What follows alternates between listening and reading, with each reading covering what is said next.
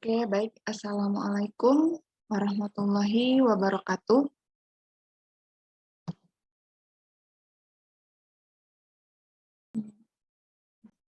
Baik, perkenalkan saya Alhani Mislaiha An-Nur, NIM 502110418, kelas 4C Ekonomi Syariah. Nah, jadi pada kesempatan kali ini, dalam rangka memenuhi tugas 1 untuk UAS, di sini kita akan melihat dugaan saham pada data volume dengan menggunakan time series ARIMA. Jadi di sini kita coba untuk melihat dulu simulasi, melihat dulu datanya yang ingin kita bangkitkan atau ingin kita panggil. Nah, mohon maaf karena sinyal saya hilang timbul, jadi saya langsung merunningnya, dan sini saya akan langsung menjelaskan saja. Untuk simulasi 1, untuk simulasi ini, kita sudah running untuk memanggilnya. Oke, sudah di sini, tidak error. Kemudian untuk memanggil, untuk fungsi-fungsi selanjutnya, kita harus memberikan penamaan di depan sini. Saya memberikan penamaannya Budi. Oke, sudah saya running. Kemudian untuk melihat datanya, menggunakan head, ini head-nya. Kemudian, ini untuk memanggil ya, untuk melihat data ya. Nah, melihat data Budi, melihat data yang ini tadi. Oke, sudah kita running. Kemudian inilah data-datanya, hasil dari data-datanya. Kemudian, di sini ada, kita kan ingin melihat datanya di bagian volumenya aja ya kan. Jadi di sini kita beri penamaan terlebih dahulu, kemudian di sini data mana, ini data yang ini tadi, data yang ini. Oke, kemudian ini tanda dolar, kemudian ini volume karena ingin mengambil bagian volume saja. Kemudian sudah di running seperti ini, tidak error. Kemudian head, kita lihat lagi datanya, yang volume ini aja tadi ya. Jadi kita memanggil data yang ini, Budi yang ini, untuk Budi yang ini, oke? Kemudian setelah di head atau dilihat, ternyata ininya sama ya, volume nilainya sama ya. Oke, sama. Kemudian setelah melihat data ini, kemudian di sini kita melihat plotnya.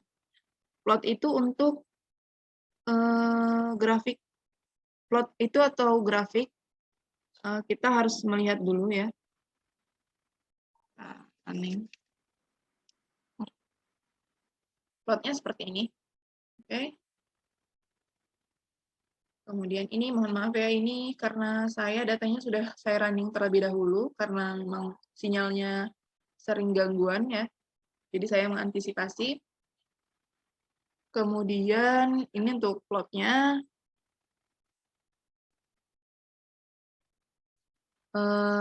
Kemudian kita masuk ke library time series ini untuk melihat model ARIMA-nya. Jadi untuk menggunakan model ARIMA, kita menggunakan library time series.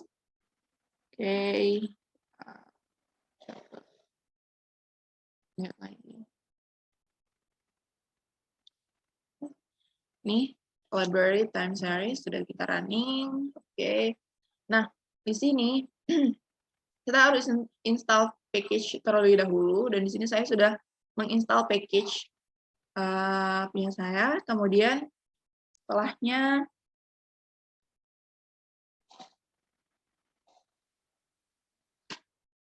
kemudian kita identifikasi budinya lagi. Untuk mengidentifikasinya, itu harus datanya stasioner. Nah, ini ADF test ini merupakan salah satu asumsi yang harus ada di model time series ARIMA. Oke. Kemudian setelah kita running, dapatlah hasilnya segini. Oke. Di sini terlihat di mana p-value-nya itu 0,01 dan alternatif hipotesisnya adalah stationary. Berarti H0 adalah tidak stasioner, dan juga untuk hipotesisnya adalah jika p-value-nya kan 0,05 itu lebih kecil dari alfa, maka tolak p-value ini kan 0,01. Apabila p-value ini lebih kecil daripada alfa, alfanya kan 0,05, maka tolak H0. Jadi di sini hipotesisnya adalah H0 itu H0 tolak H tidak stasioner, kalau H1 itu stasioner. Jadi di sini kita tolak H0 ya. Jadi di sini kesimpulannya adalah tolak H0 dan datanya terindikasi stasioner nih, stasioner. Oke.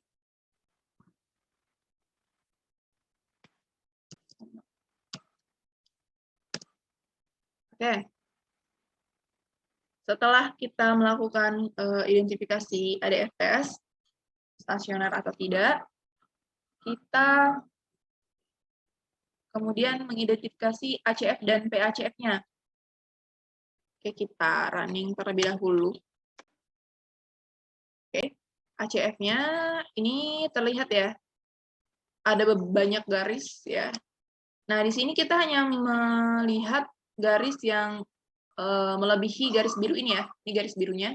Kita melihat mana garis yang melebihi garis biru ini.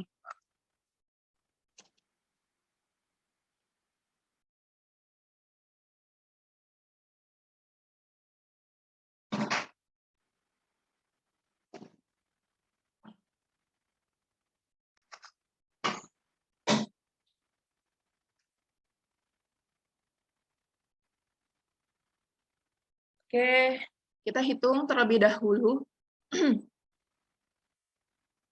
Di sini untuk garis 0, kita tidak menggunakan garis 0 ya. Kita mulai dari angka 1.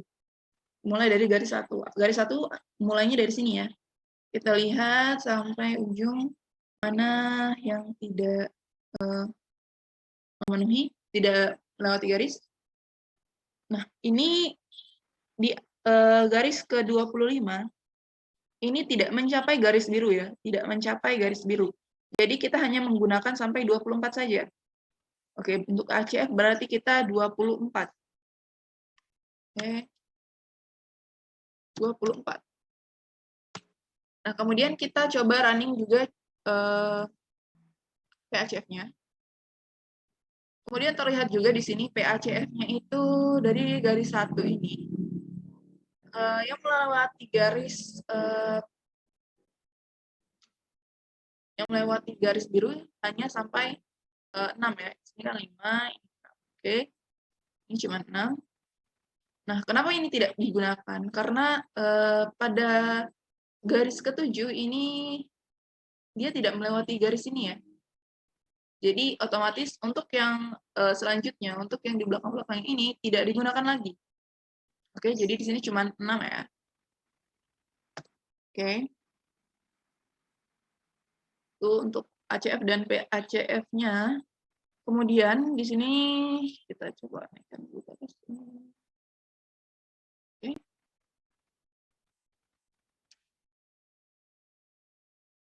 Lihatkan dulu.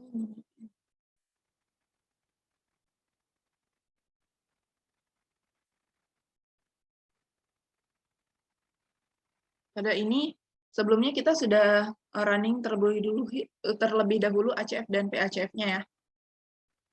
Kemudian kita coba untuk melihat dugaan 1 ARIMA, dugaan satunya. Oke, untuk melihat dugaan-dugaan ini. yang ingin kita identifikasi ini. Oke, dugaan pertama, dugaan awal atau dugaan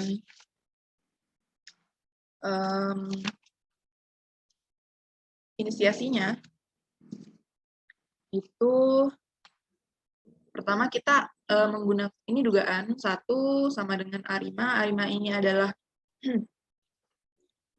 A5 ini adalah model yang kita gunakan. Kemudian di sini Budi, ini adalah datanya. Kemudian ini order. Order ini adalah bentuk dari model A5-nya. Kemudian sama dengan C, terus di sini adalah A5-nya. A5 di sini P, ini Q, ini P, ini D, ini Q. Di mana P itu adalah orde untuk proses autoregresif atau AR. Jadi P ini adalah 6 ini adalah AR-nya. Kemudian 2 ini adalah D, di mana D itu adalah orde yang menyatakan banyaknya proses diferensi dilakukan pada data time series yang tidak stasioner. Jadi kita harus membuat data ini harus stasioner ya. Jadi angkanya harus yang bisa stasioner. Oke, di sini kan 24 ya. 24 ini adalah Q, di mana Q itu adalah orde yang menyatukan proses moving average atau MA. Oke. Jadi untuk ACF ini adalah MA-nya. Dan PACF ini adalah AR-nya. Nah, kenapa 2? Kenapa enggak 0 atau 1 atau 3 atau lainnya? Karena kita mulai dari nilai terkecil dulu ya, dari angka 0. Ternyata di angka 0 dia tidak stasioner. Di dugaan 1 saya itu tidak stasioner. Nah, makanya saya coba lagi di angka 1. Ternyata pas di running juga datanya itu tidak stasioner. Nah, kemudian saya coba lagi angka 2. Ternyata di angka 2 saya stasioner dan tidak error. Nih, ya. Kemudian saya coba untuk melihat datanya ya, di blok. Di blok datanya dari sini sampai ujung. Sampai ujung, kemudian terlihat ini pas udah di running ya. Terlihat datanya seperti ini. AR-nya mohon maaf sebentar.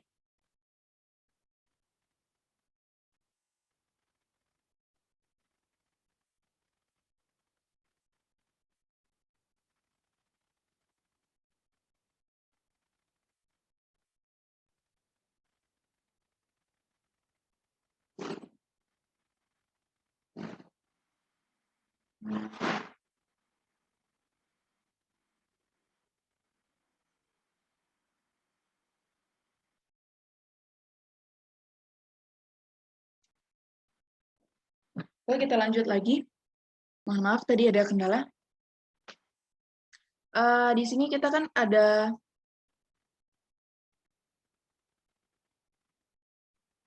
ini sudah kita blok, dan di sini sudah terlihat hasilnya. Ini sudah kita running, kemudian kita lihat hasilnya. Di sini AR-nya terlihat ya, AR-nya ada 6. Sesuai sama di sini. AR-nya ada 6, kemudian MA-nya ada 24. Oke, sesuai. Oke. Nah, di sini untuk AR1 min 0,1702, terus AR2 itu 0,01, dan seterusnya sampai MA24 itu min 0,1445. Oke, sudah terlihat datanya. Kemudian kita running yang dugaan 2 sampai dugaan 3. Oke. Nah, kenapa sih di dugaan 2 saya itu 5,0,25? Nah, karena kita mengambil nilai angka yang tidak terlalu jauh dari angka 6 ya. Jaraknya itu 2 atau 3 saja, dan di sini saya jaraknya menurun 1, jadi di satu angka di bawah angka 6, yaitu 5. kemudian di sini 0. Kenapa saya taruh 0? Kenapa nggak angka 2 seperti yang di atas? Karena angka 0 sudah memenuhi, sudah stasioner ya. Jadi saya tidak perlu membuat angka 2 lagi. Kemudian di sini ada angka 25. Itu saya lebih naikkan satu angka di atas 24, jadinya 25. Kemudian di sini juga dugaan 3, dugaan 4. Di dugaan 3 ini saya lebihkan dari 6 itu, saya lebihkan 1 dari angka 6 itu 7. Kemudian di sini di angka 0 ternyata dugaan 3 saya itu tidak stasioner. Makanya saya buat angka 1, ternyata di angka 1 ternyata dugaan 3-nya stasioner. Oke, jadi saya menggunakan angka 1. Kemudian di sini 23 itu saya kurangi satu angka di bawah 24. Kemudian dugaan 4, di sini saya turun nilainya 2 angka di bawah 6 ya. Kemudian ini 1 ini karena ya nolnya karena tidak stasioner, jadi saya buat angka 1 dan angka 1-nya stasioner. Dan di sini saya turun 2 angka di bawah 24 jadi 22. Oke. Sudah di running, ini sudah di running sampai di sini. Oke, sekarang kita membutuhkan library LMTS, di mana kita menggunakan itu untuk melihat signifikan atau tidaknya dugaan parameter-parameternya gitu ya. Jadi dugaan 1 sampai dugaan 4 itu signifikan atau tidak. Jadi kita menggunakan library LMTS. Oke, setelah menggunakan ini, library LMTS-nya sudah di running. Oke. Kemudian kita melihat koefisien tesnya. Jadi kita melihat data mana yang signifikan. Oke.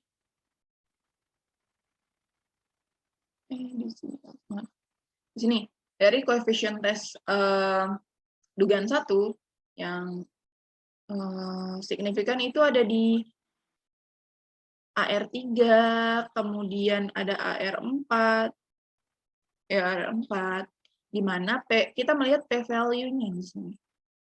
Oke. Mana sih p-value yang lebih kecil daripada alfa?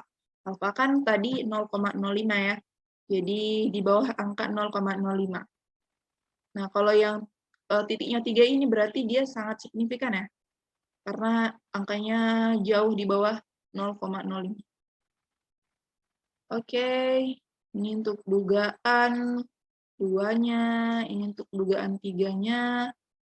Oh ya, di sini dugaan 3-nya ternyata tidak ada yang signifikan ya. Tidak ada yang signifikan pada dugaan 3. Oke. Pada dugaan 4, kita lihat ada beberapa yang signifikan. Kemudian, oke. Itu untuk koefisiennya ya. Kemudian kita buat lagi residualnya, di mana residual ini tuh dibutuhkan untuk pemeriksaan asumsi selanjutnya. Jadi kan kita mau buat asumsi box test nih. Nah, jadi kita harus menggunakan residual ini dulu untuk melihat asumsi pada fungsi ini, pada fungsi box ini. Kemudian kita running, sudah di running, semua sudah di running ya. Kemudian kita buat box test ini. Box test ini untuk melihat model-modelnya itu, model-model 1, 2, 3, dan juga 4 itu sebenarnya layak atau tidak pada ARIMA. Itu menggunakan box test ini. Oke. Setelah itu kita running, sudah di running ini ya. Kemudian, oke. Nah, terlihat di sini p-value-nya, kita langsung ke p-value aja ya. Ini p-value-nya itu 0,9, di sini 0,9, 0,9 juga. 0,9 juta. Oke. Pada box test ini, yang kita ambil nilainya itu layak atau tidak apabila dia itu melebihi dari alfa. Alfa itu kan 0,05. Jadi harus lebih dari 0,05. Jadi nilai-nilai ini layak untuk digunakan. Oke. Sorry. Nah, di sini kita setelah melakukan box test ini,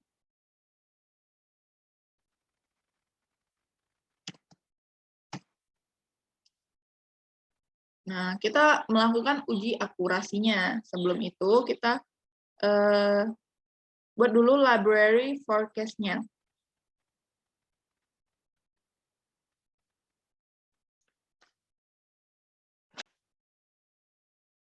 Jadi kita install dulu forecast-nya, kan? Kemudian kita lihat akurasinya.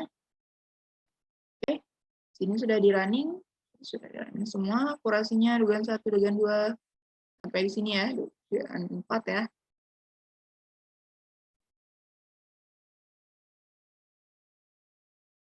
Jadi untuk melihat akurasi ini, sebenarnya itu untuk melihat bentuk-bentuk, untuk menduga kekuatan model dengan menggunakan, kalau di sini saya menggunakan RMSE ya, Root Mean Square Error.